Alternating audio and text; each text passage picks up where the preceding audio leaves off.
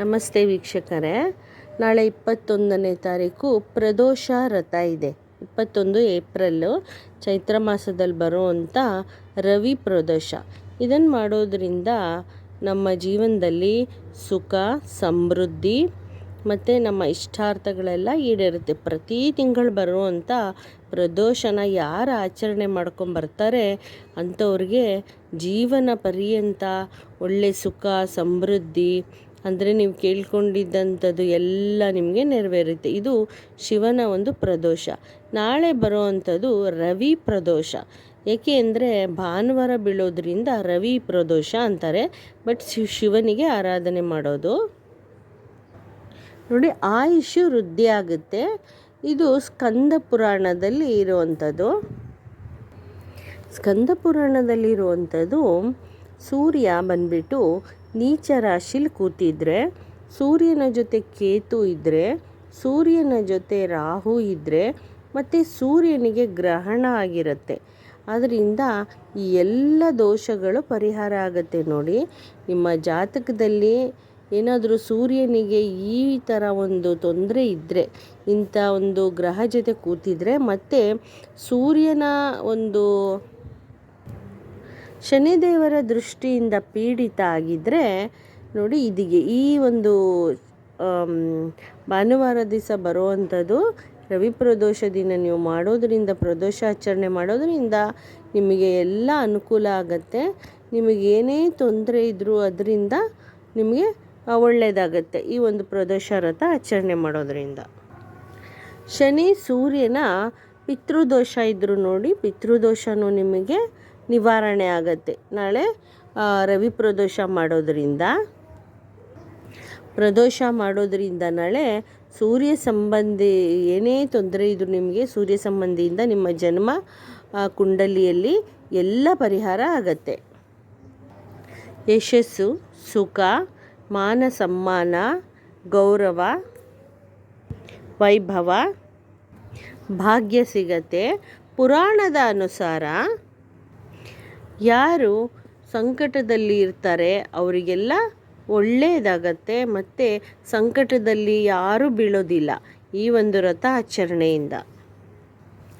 ಜೀವನದಲ್ಲಿ ಧನ ಸಮೃದ್ಧಿ ಜಾಸ್ತಿ ಆಗ್ತಾ ಹೋಗುತ್ತೆ. ನೋಡಿ, ಸಂಜೆ ಪ್ರದೋಷ ಬಂದ್ಬಿಟ್ಟು 6:49 7:11 ಇದೆ. ಈಗ ನೀವು ಪ್ರದೋಷ ರಥನ ಸಂಜೆನೇ ಆಚರಣೆ ಮಾಡೋದಿದು. ಅದರಿಂದ ನೀವು ಈ ಟೈಮ್ ಒಳಗೆ ತುಂಬ ಶುಭ ಆಗುತ್ತೆ. ನೀವು ಈ ಟೈಮಲ್ಲಿ ಆಚರಣೆ ಮಾಡಿ ಶಿವನ ಆಶೀರ್ವಾದ ಪಡ್ಕೊಳ್ಳಿ, ಮತ್ತು ಮಹಾಕಾಲ್ ಆಶೀರ್ವಾದ ಸಿಗುತ್ತೆ ನಿಮಗೆ. ನೋಡಿ, ಸಂಜೆಗೆ ನೀವು ಬೆಳಗ್ಗೆ ಪೂಜೆ ಎಲ್ಲ ಮಾಡಿಕೊಂಡು, ಮಾಮೂಲಿ ಅಭಿಷೇಕ ಎಲ್ಲ ಶಿವಲಿಂಗಕ್ಕೆ ಮಾಡಿಕೊಂಡು, ನೀವು ಸಂಜೆಗೆ ನೀವು ಮನೆಯಲ್ಲಿ ಶಿವನ ಆರಾಧನೆ ಮಾಡಿಕೊಂಡು ಶಿವನಿಗೆ ಹಾಲಿನ ಅಭಿಷೇಕ, ಬಿಲ್ವಾರ್ಚನೆ ಎಲ್ಲ ಮಾಡ್ಕೋಬೇಕು. ಬಿಲ್ವಾರ್ಚನೆ ಮತ್ತು ವಿಭೂತಿ ಅರ್ಚನೆ ಇದೆಲ್ಲ ಮಾಡ್ಕೊಳ್ಳಿ. ಆನಂತರ ನೀವೇನು ಮಾಡಬೇಕು ಅಂದರೆ, ನಾಳೆ ನವಗ್ರಹಕ್ಕೆ ಹೋಗಿ ಶನಿದೇವರಿಗೆ ನೀವು ಒಂದೇ ಒಂದು ಪರಿಕ್ರಮ ಮಾಡಬೇಕು. ಏನಪ್ಪ ಅಂದರೆ, ಶನಿದೇವರಿಗೆ ಪರಿಕ್ರಮ ಮಾಡೋದೇನೆಂದರೆ ನಾಳೆ, ಯಾಕೆ ಅಂದರೆ ಶನಿದೇವನ ಪಿತಾ ಬಂದುಬಿಟ್ಟು ತಂದೆ ಬಂದುಬಿಟ್ಟು ಸೂರ್ಯದೇವ. ಅದರಿಂದ ಸೂರ್ಯನಿಗೆ ಶನಿದೇವ ಅಂದರೆ ತುಂಬ ಪ್ರಿಯ. ಶನಿದೇವರಿಗೆ ತಂದೆ ಅಂದರೆ ತುಂಬ ಗೌರವ. ಅದರಿಂದ ನೀವೇನು ಮಾಡಬೇಕು ಅಂದರೆ, ನಾಳೆ ಪ್ರದೋಷ ದಿನ ಯಾರು ಶನಿದೇವರಿಗೆ ಪೂಜೆ ಮಾಡ್ತಾರೆ ಅಂಥವ್ರಿಗೆ ತುಂಬ ಯಶಸ್ಸು ಸಿಗುತ್ತೆ, ನಿಮಗೆ ಧನಲಾಭ ಸಿಗುತ್ತೆ, ಗೌರವ ಸಿಗುತ್ತೆ. ನಿಮಗೆ ಶನಿದೇವರಿಗೆ ಏನು ಮಾಡಬೇಕಪ್ಪ ಅಂದರೆ, ನಾಳೆ ತುಳಸಿಯ ಅರ್ಪಣೆ ಮಾಡಬೇಕು, ಎಳ್ಳು ಬೆಲ್ಲ ನೈವೇದ್ಯ ಮಾಡಬೇಕು, ಮತ್ತು ವಿಳೆದೆಲೆ ಮೇಲೆ ನೀವು 2 ಬಾಳೆಹಣ್ಣು, ಎಳ್ಳು ಬೆಲ್ಲ ಇಟ್ಬಿಟ್ಟು ನೀವು ನಿಮ್ಮ ಕೈಲಾದಷ್ಟು ಶಕ್ತಿ ಎಷ್ಟಿರುತ್ತೆ ಅಷ್ಟು ನೀವು ಆ ಕಾಣಿಕೆಯನ್ನು ಕೂಡ ಶನಿದೇವರ ಬಳಿ ಇಡಬೇಕು.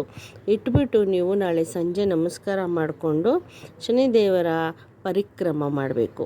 ಈ ರೀತಿ ಮಾಡಿದ್ದೆ ಆದರೆ ನಿಮಗೆ ಪ್ರದೋಷ ದಿನ ಶಿವನ ಆಶೀರ್ವಾದ ಹಾಗೂ ಪ್ರಭು ಶನಿಯ ಆಶೀರ್ವಾದನೂ ಸಿಗುತ್ತೆ ನಿಮಗೆ. ಶನಿದೇವರು ಪೂಜಿಸುವಂಥದ್ದೇ ಶಿವ ಅಂದರೆ ತುಂಬ ಪ್ರಿಯ ಶನಿದೇವರಿಗೆ. ಆದ್ದರಿಂದ ನಾಳೆ ಸಂಜೆ ನೀವು ಇದನ್ನು ಕೂಡ ಮಾಡಿ ಶನಿ ಪ್ರದೋಷಾಚರಣೆ ಕೂಡ ಮಾಡಿ ಅಭಿಷೇಕ ಮಾಡಿ ನಿಮಗೆಲ್ಲ ಒಳ್ಳೆಯದಾಗತ್ತೆ.